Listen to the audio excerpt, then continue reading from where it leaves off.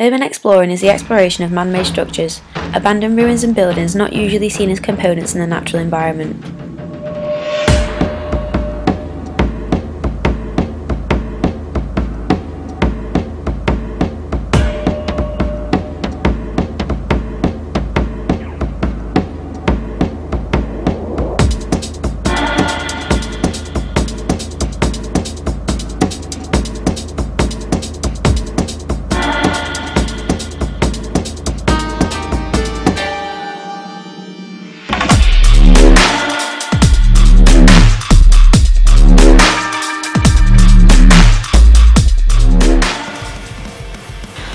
Urban exploration first came to my attention a couple of years ago when some of my friends took me to an abandoned factory to go and look at some artwork and graffiti, and I fell in love with the concept of urbexing straight away.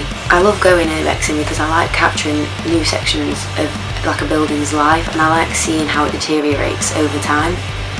I knew there was a lot of popular places in Sheffield where people went urbexing, such as the ski village, Cannon Brewery, the courthouse, and a lot of like industrial places around the outskirts of the city centre. For this documentary I decided to go for the ski village, Jacob's factory and Cannon Brewery, as I thought they would be suitable and give an insight into what urbexing actually is.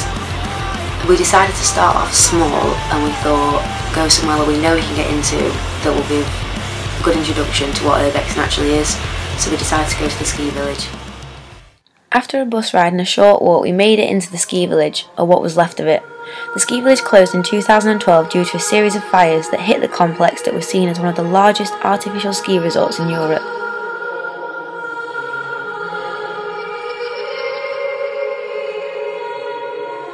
The village has seriously deteriorated over the years after it's closed, and now there is not much left other than the burnt ruins of the buildings that once stood.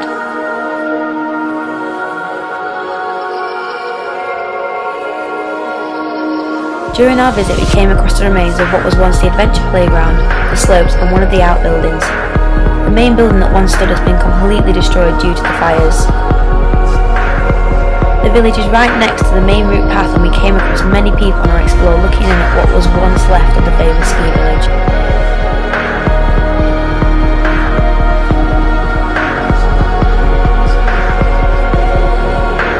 It was apparent that the ski village had no foreseeable future, and the only thing that was left of this place that was once filled with laughter and happiness was the burnt and scorched outbuildings.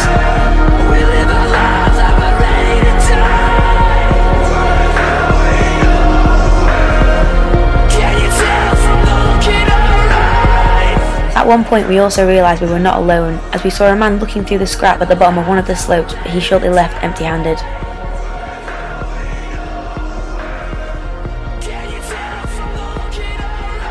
The explore to the ski village wasn't exactly everything we had hoped for, but it was definitely the safest explore that we would be going on. I had recently heard of a disused factory close to where I lived through some friends. This was a bigger and more daring explore, so we decided to check it out.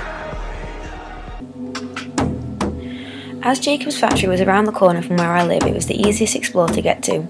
It is situated just behind a supermarket, and we gained access through the car park.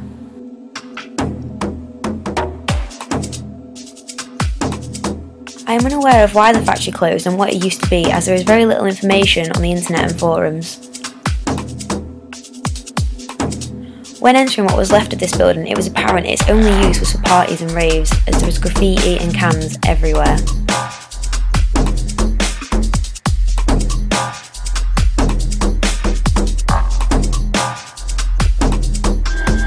There was nothing left of this building apart from the shell, and every inch of it was covered with artwork and graffiti.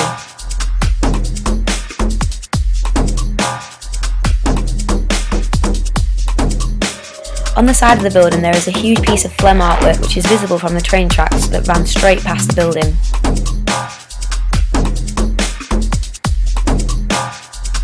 Around the back near the train tracks there was evidence of the building being used for skateboarders, as there were homemade ramps built onto the walls.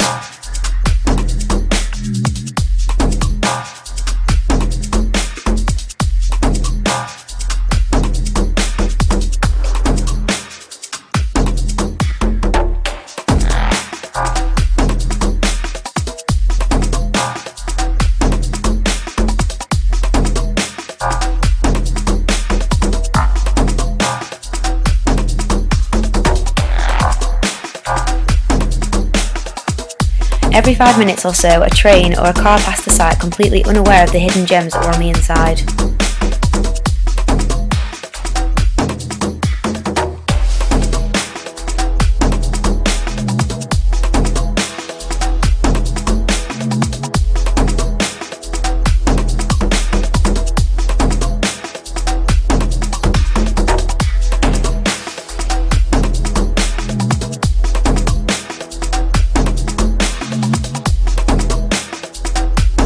Although this explorer didn't offer as much of an insight into what the factory used to be or what it did, it showed us what happens to the buildings that are left and are easily accessible by explorers and artists.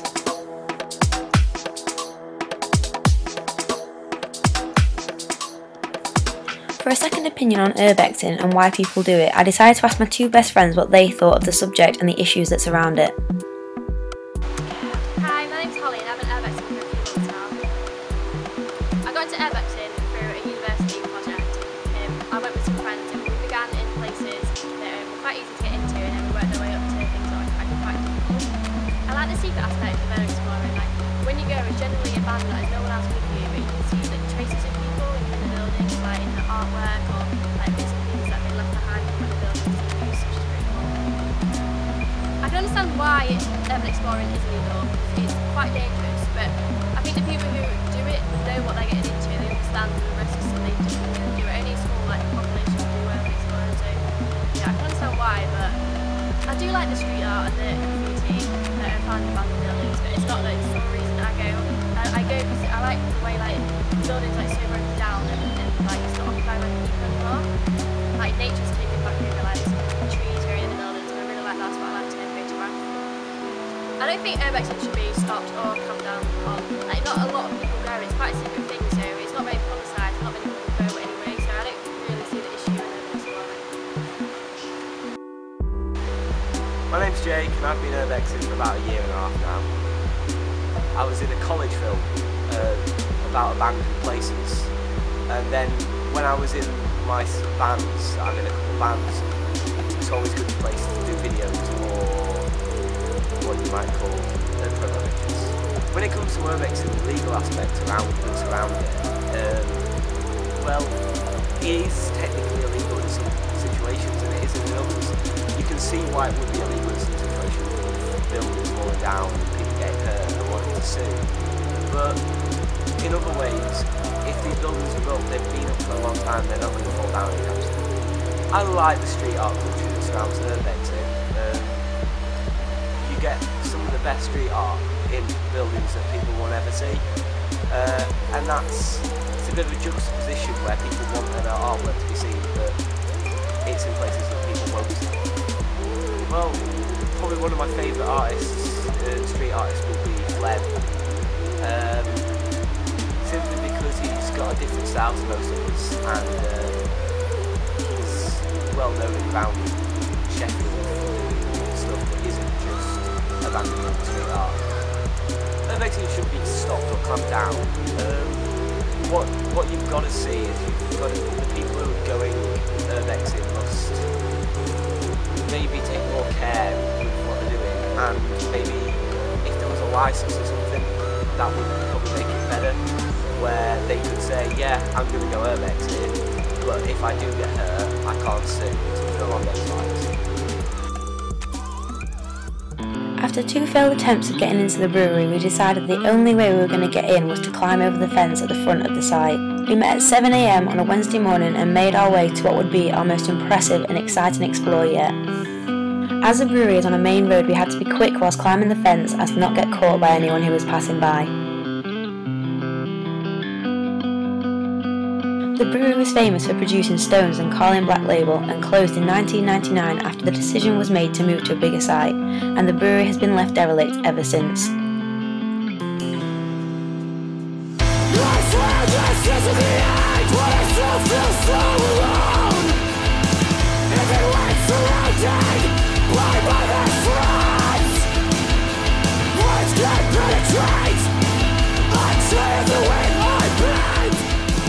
The demolition process has begun, but only a small section of the buildings have been pulled down. The rest of the buildings were full of traces of brewing equipment and artwork of graffiti. The views from the top of the brewery were absolutely incredible and we could see for miles around. could even see as far as the ski village where we went first in the documentary.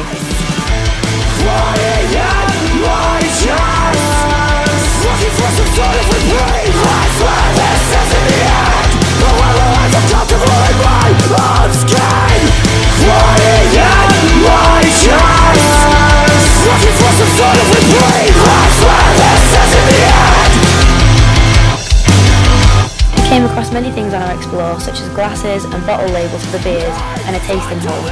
We also found a table with a book and a glass and a chair at it, which was just left.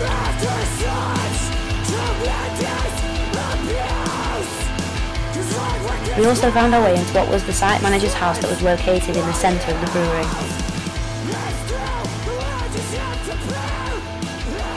We managed to travel across the whole site underground and came out of the other side of where we had started.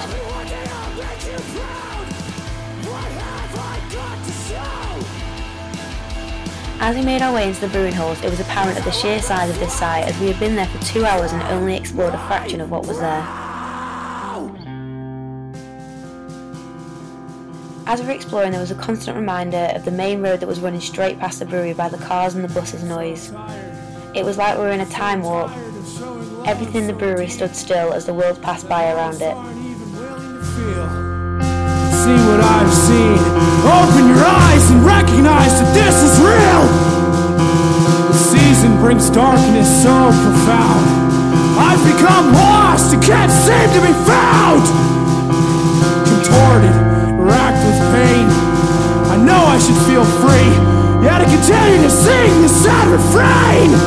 Can't sleep. Food has lost its taste. God, I'm so sick of this place. I'm touched by the hands of a brother. What to rush? Passing through my exterior. I am right here. A witness, a son, loved by my father. I've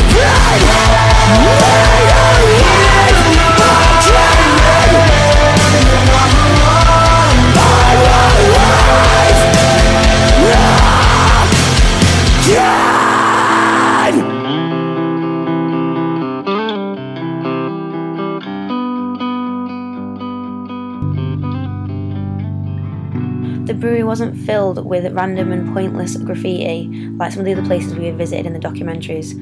It was filled with impressive artwork that wouldn't be seen by anyone else other than us who had explored on that day.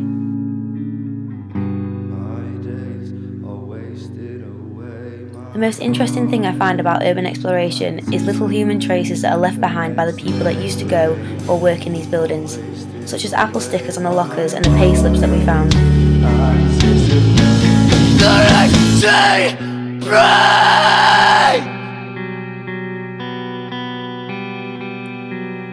This site was one of the most incredible places we've ever explored and somewhere I would love to go back to again. During this documentary we have uncovered many hidden places and secrets from the past and truly captured what was left of these buildings. Who knows what's in store for these places we visited in the future, only time will tell. We've seen some amazing things on this journey and we feel like we've become real urban explorers in the process. This has been Urban Exploring Sheffield.